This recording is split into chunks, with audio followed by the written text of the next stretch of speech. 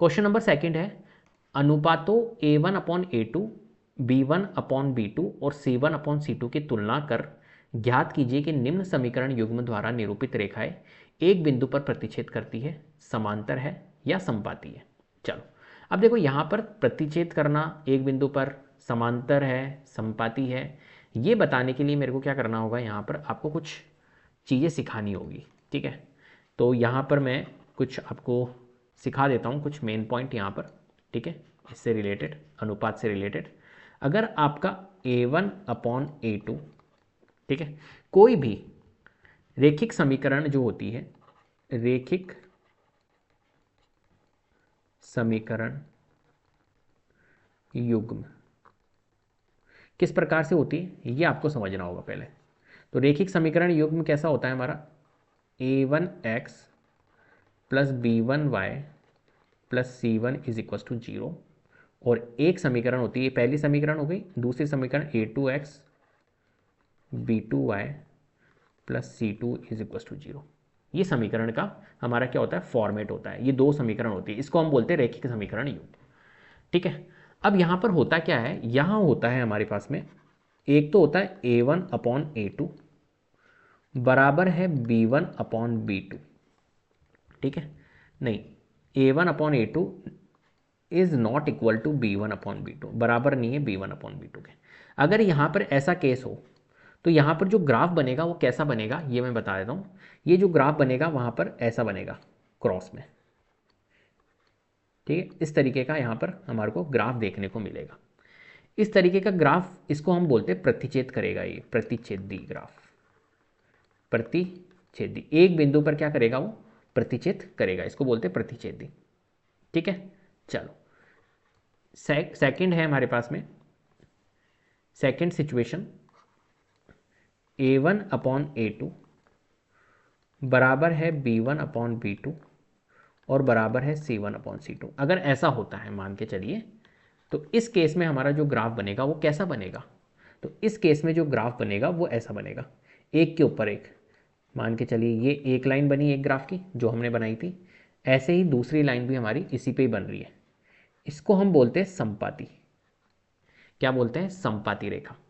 तो यहाँ पर क्या बनेगा, जो ग्राफ बनेगा वो समपाती बनेगा, एक के ऊपर एक, मतलब एक लाइन के ऊपर ये दूसरी लाइन भी है, तो वो क्या होगी, समपाती होगी। तो इसको हम बोलते हैं समपाती बनेगा। इसमें बहुत सारे हल निकलेंगे। यहाँ पर क्या निकलेगा, सिर्फ एक हल निकलेगा। ठीक है, अद्वितीय हल निकलेगा, लेकिन यहाँ पर बहुत सारे हल निकलेंगे। ऐसे ही तीसरा बनता है हमारा केस A1/A2 बराबर है B1/B2 और फिर C1/C2 बराबर नहीं है, धोखा मिल गया यहाँ पर। ठीक है, इस केस में क्या होता है, यहाँ पर हल निकलेंगे ही नहीं आपके। क्या नहीं निकलेंगे, यहाँ पर हल नहीं निकलेंगे। जो ग्राफ बनेगा वो ऐसे बनेगा, समांतर। ये समांतर बनता है, इस तरीके का ग्राफ बनता है। अगर अब देखो यहाँ पर ये लाइन और ये लाइन क्या है, टच ही नहीं करेगी, है ना, एक दूसरे को काटेगी नहीं, तो फिर हल ही नहीं निकलेंगे यहाँ पर। तो इसको बोलते हैं हम समांतर। यहाँ पर कोई हल नहीं निकलते हैं। ठीक है, ये अगर आपको याद है तो अब आप कर सकते हो इन क्वेश्चंस को सॉल्व इजीली। देखो कैसे करते हैं, समझते हैं। तो यहाँ पर हमारे पास में क्या है, यहाँ पर तुलना करनी है इनकी और हमें बताना है कि कौन सा प्रतिच्छेद है। तो इस तरीके से हम बता पाएंगे यहाँ पर। तो पहला पार्ट हमारे पास में क्या है, देखो यहाँ पर 5x माइनस 4y प्लस 8 बराबर 0, ये अपने पास में पहला क्वेश्चन है। ठीक है, और 7x प्लस 6y माइनस 9 बराबर 0, ये दूसरी समीकरण। चलो भैया, पहला काम क्या करना है, समीकरण को लिख लेना है। अब हम क्या करेंगे, हम तुलना करेंगे। देखो A1/A2, A1 कौन होता है, A1 होता है x का चर। यहाँ पर x जो चर है इसके आगे कौन सी वैल्यू है, A1। यहाँ पर y जो चर है, y के आगे कौन है, B1। ठीक है, तो इस तरीके से हमारे को देखना है। तो यहाँ पर अगर A1 देखो तो x के आगे कौन है, 5 है, तो A1 हमारा 5 हुआ। यहाँ पर B1, यहाँ पर A2 क्या है, A1/A2, A2 क्या है, A2 इस x के आगे, दूसरी वाली समीकरण के आगे। तो दूसरी वाली समीकरण x है, तो x के आगे कौन है, 7। तो A1/A2 मतलब कुल मिला के आपको क्या करना है, ये जो x का है और ये जो x का है इनको डिवाइड में रखना है, तो 5/7। ऐसे यहाँ पर -4/6। ठीक है। अब देखो जब आप इन दोनों को देखोगे तो ये तो क्या नहीं है, आपके इक्वल नहीं है, मतलब बराबर नहीं है। 5/7 जो है वो बराबर नहीं होता है -4/6 के। अगर शुरू में ही अगर बराबर नहीं है, इसका मतलब है कि ये तो ये वाला केस हो गया, फर्स्ट वाला केस। इसमें क्या हो रहा है, इसमें प्रतिच्छेदी बन रहा है। ठीक है, तो इसके लिए आप क्या बोलोगे, ये भैया A1/A2 जो है वो बराबर नहीं है B1/B2 के। इसलिए यहाँ पर, इसलिए आप क्या कहोगे यहाँ पर, इस केस के अंदर आपको क्या लिखना चाहिए कि भैया ये तो समीकरण, इसलिए समीकरण युग्म द्वारा निरूपित रेखाएं, निरूपित रेखाएं एक बिंदु पर प्रतिच्छेद करती है, एक बिंदु पर प्रतिच्छेद करती है, प्रतिच्छेदी रेखाएं बनेगी, प्रतिच्छेद करती है। ठीक है, चलिए नेक्स्ट हमारे पास में सेकंड क्वेश्चन है 9x + 3y + 12 = 0 और 18x + 6y + 24 = 0। अब यहाँ पर इस केस में देखो 9/18 करेंगे, है ना, A1/A2, और 3/6 करेंगे।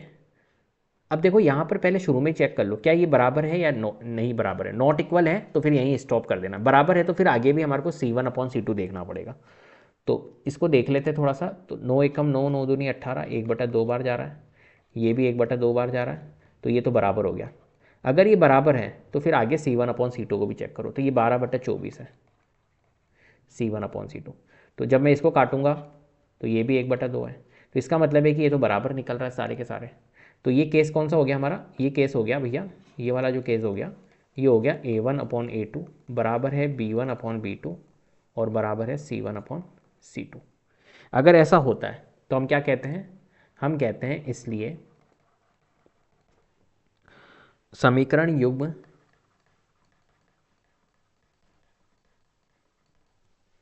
द्वारा निरूपित रेखाएं कैसी होगी। यहाँ पर देखो मैंने आपको बताई थी, जब A1/A2 बराबर है B1/B2 बराबर है C1/C2 के, तो समपाती रेखाएं बनेगी एक दूसरे के ऊपर, है ना, तो रेखाएं समपाती होगी, समपाती है। ठीक है, चलो भैया आगे, आगे क्वेश्चन है हमारे पास में इसका ही थर्ड पार्ट। तो मैं एक काम करता हूँ, इसको रब कर देता हूँ, हटा देता हूँ, और फिर हम थर्ड पार्ट कर लेते हैं। थर्ड पार्ट है 6x - 3y + 10 बराबर 0 और 2x - y + 9 बराबर 0। ठीक है, अब यहाँ पर इस केस में आप देख रहे हो A1/A2 क्या हो जाएगा 6/2, B1/B2 क्या हो जाएगा -3, और देखो -y, इस y के आगे कौन है 1 है, तो ये -1। पहले चेक कर लो आप इनको। तो यहाँ पर आप देख पा रहे होंगे 2 × 1 = 2, 1 2 एकम 2, 2 3 6, ये माइनस से माइनस कटा, और यहाँ पर 3/1, तो 3/1 और 3/1 आ रहा है, मतलब यहाँ पर बराबर आ रहा है। अगर बराबर आ रहा है तो फिर आगे भी आप चेक करो C1/C2 को। तो C1/C2 क्या है 10/9। अब देखो ये बराबर था और यहाँ पर ये बराबर नहीं आ रहा है, ठीक है, यहाँ पर नॉट इक्वल आ रहा है, 3/1 10/9 के बराबर थोड़ी होता है।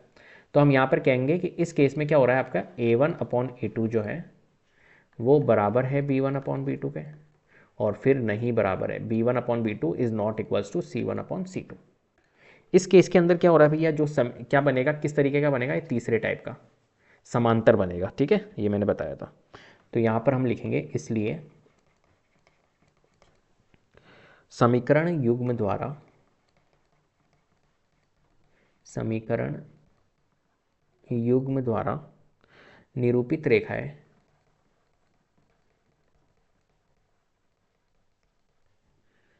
समांतर है। ठीक है,